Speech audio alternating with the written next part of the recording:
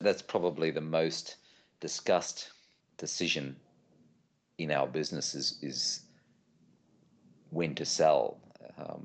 And it's an interesting aspect because firstly, for a position to make it into a portfolio, it needs, you need to be very confident of the business, the economics, and for it to meet the investment criteria that we have before it enters the portfolio. Then, of course, as time goes on and it plays to your investment thesis and the growth occurs and the capital management is handled well and the share price is moving up, then of course the question is, have I misassessed this business? Should I be selling now? Should I be sitting longer? Well, these are always factors in your consideration. We have four factors which drive our discipline in the sell side, and that is once a position price moves to our assessed value, we will exit a position, and we will generally reduce the weighting of the position as it moves closer to the assessed value. But as you pointed out, hopefully that assessed value is moving north as the business is growing, and so the initial valuation that we place on the business is reviewed regularly once new information comes to hand. We are constantly reassessing the valuation of the business, and then the margin that we have between the share price and that valuation can move either way. And so that's one reason we'll sell a position. The next reason we'll sell a position is if our assessment of the economics of that business or the industry change for the negative, and we've realized we've either made a misassessment or miscalculation of the particular company or the industry.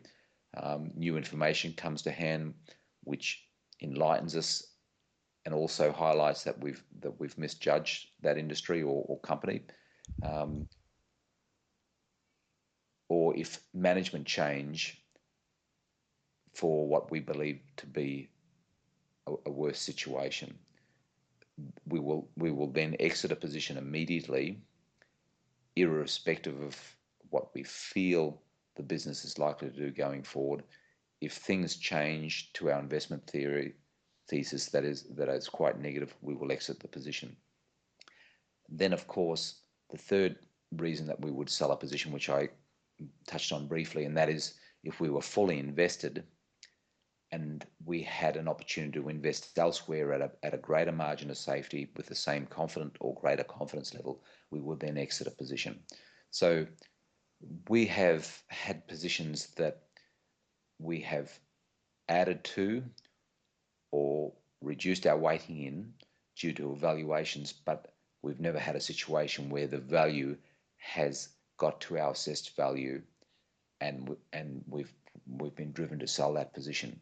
We've had other positions in the portfolio which we've owned on numerous occasions. Berkshire Hathaway is a good example of that, where we've owned that 3 times over the last 15 years, where we've bought it and then we've reduced the position and then we've sold out completely once it's reached our assessed valuation. We all always do that with a great deal of reluctance, especially a business that we know and understand and feel very strongly about, because we may be under assessing the intrinsic value and then may never have an opportunity to get back into that business, which, if it continues to grow, may not present us the discount that we originally needed to get into the business. So there are a lot of